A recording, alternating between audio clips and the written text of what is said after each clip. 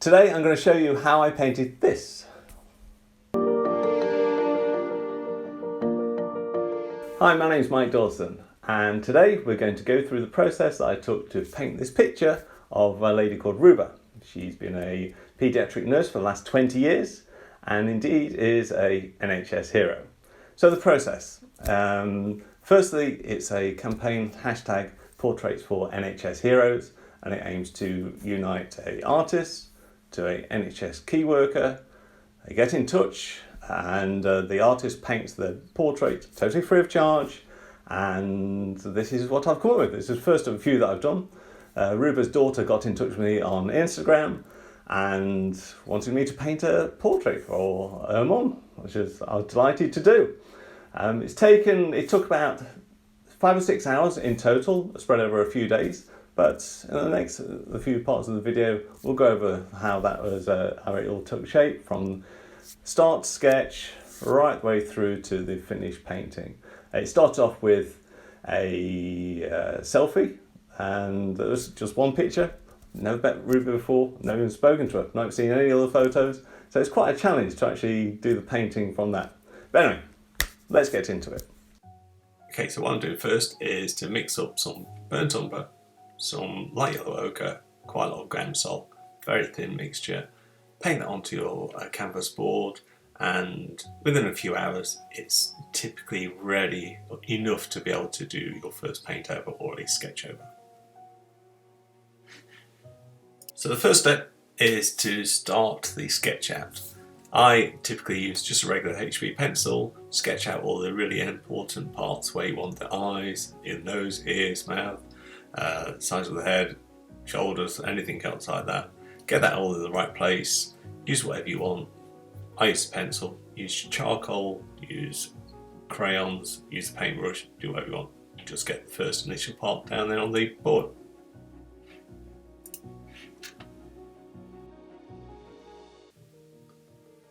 So we go starting some painting now, which is always the exciting bit. So what I've got here is just some in the main titanium white with a little bit of phthalo blue and just a very small touch of phthalo green to actually add a little bit of colour into that.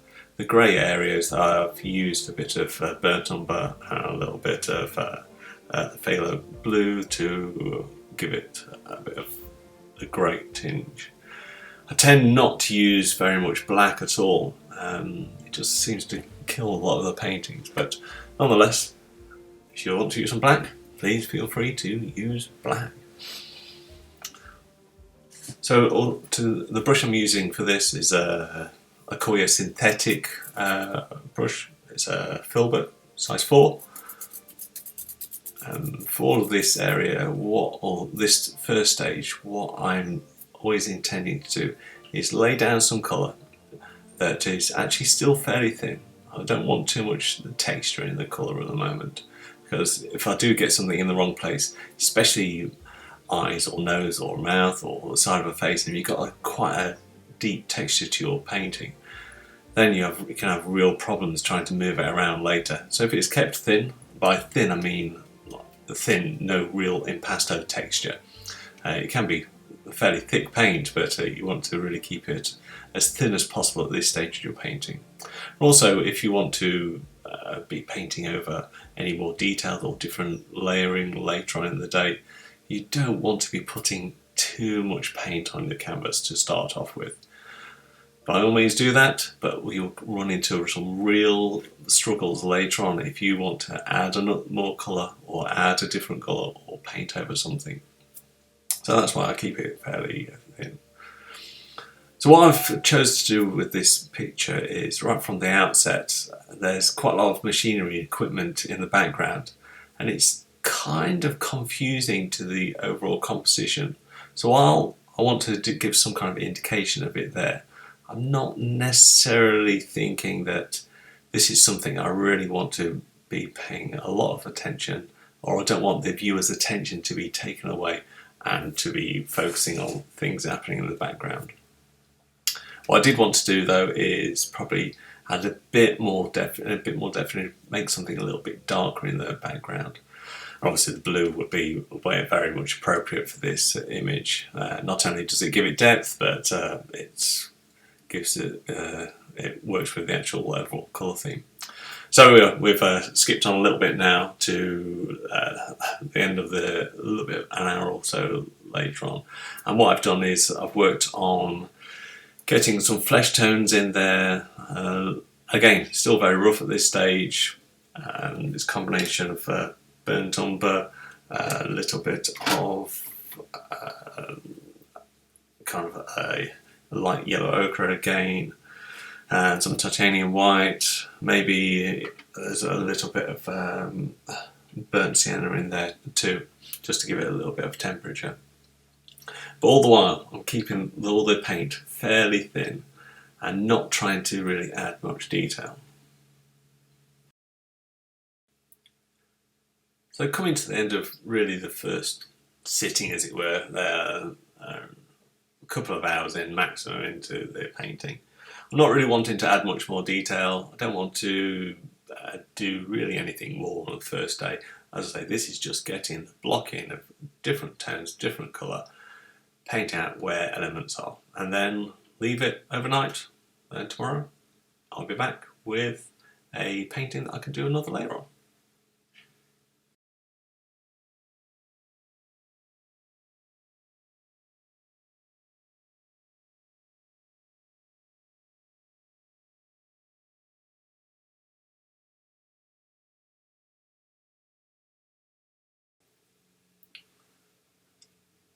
There we are, day 2, as it were. So what I'm doing now is I just wanted to get these spectacles in place. What I'm using is a fairly small brush actually at this stage of the painting. So it's a size 2 round, and then the other parts of the painting, what I'll be doing as well is a trusty, probably a size 2 filbert and a size 2 flat to actually block in some more, get some more paint on the painting, and just to take from there. Again, these glasses in the picture, they look fairly dark, but what I've got is again burnt umber, a little bit of burnt sienna, and some phthalo blue, I believe. Yeah, phthalo blue to actually get that dark colour. Again, avoiding black. These glasses, they're not black anyway. To me, they look like very dark brown, and indeed the colour fits in better with what the skin tone and the overall picture anyway. Again, another limitation of only seeing one reference photo, not seeing the model in real life, but nonetheless, it seems to be working okay. One thing that I always do, well, not always, but I try to avoid in this kind of situation is slipping with your brush. It's not the end of the world. It's oil, so it can be taken, colour being taken out, but it's very easy to mess up the kind of a light colour underneath or a dark colour. But what we've got here, it's a relatively, it's not a very coarse canvas, but it's relatively coarse. So getting these fine lines on there can be actually quite tricky, especially if your paint isn't very, very thin. But nonetheless, what I tend to do is just keep on going over it one part at a time, and then you can get, if you need a crisp edge, do a crisp edge. But you notice that the colour that was blocked out yesterday, that some of the vibrancy of the colour has gone back. That's typical with oils. The first colour can tend to soak into the canvas a little bit. But it's okay, because it's only a base layer, so we can add an extra onto that. If you need any vibrance, you can put more vibrant in there.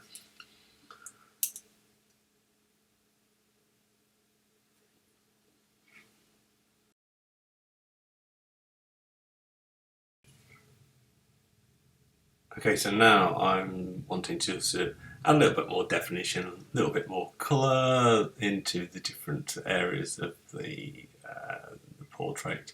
One thing you've seen me doing now is I'm just in essence, blending the dark edges or any kind of hard edges. So one thing I'd say try and avoid, especially around the sides of faces or against the background, or maybe anything where you've got, say, hair against the background, or kind of like these glasses over the face. One thing that jumps out is a very hard edge, and the simple way to get over that is to, if you paint, so the glasses are wet on wet, so you're doing the dark of the glasses next to the skin and they're both wet, it's very easy just to run a brush over those two down the side of each other, and then they blend into each other. What you do is you don't get this very, very hard edge which can jump out on a painting. So quite quickly on this painting, I've got to the stage where I'm just adding a little bit of detail in the eyes, and in essence that's all I want to do for this second day. Again, an hour or two into it on this day. I'll leave it for tomorrow and we can go over with what you can see is all the reflections on this visor that I don't want to do today because it'll just smudge what's underneath. I do want some of it to actually smudge a little bit, but not a huge amount, because there's not a lot of refraction going on because it's not a very thick glass or plastic, so it's only very fine. But nonetheless, I'll leave that until tomorrow and we can do that.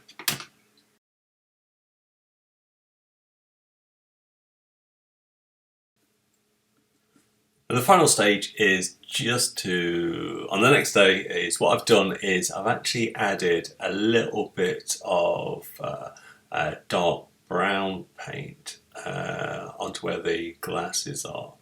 Just giving it a bit of burnt sienna and a bit of cadmium red to warm it up a little bit. And what I wanted to do is one or two parts of painting over where the glasses are, I wanted that just to streak or just run a little bit. So yeah, this is in essence in the main titanium white with a little bit of the blue, the phthalo blue, and a bit of the phthalo green cool, and a little bit of burnt umber as well, just to warm it up a little bit. As in the reflections, especially on the this left-hand side, you can see in the reference photo is a little bit warmer, whereas some of the reflections on the rest of the image is really quite bright white. With this on the right is a little bit more kind of a magenta-y white blue. So yeah, in essence, it's just a case of putting those highlights on there. I don't want to do too much. I really don't want that to overpower the image. But that's where we are at the moment. And yeah, in essence, that is the finished painting. Okay, it's only, as I said right at the very start, 5 or 6 hours in total from start to finish. It's kind of a sketch. And yeah, it's been really quite enjoyable to do. And indeed, share with everyone else.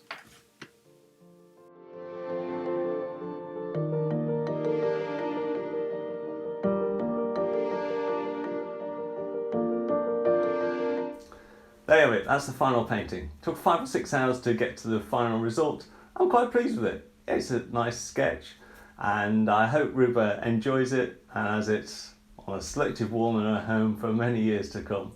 Anyway, hope you've enjoyed watching the video. Please don't forget to subscribe, thumbs up, like the video, and hopefully I'll see you soon.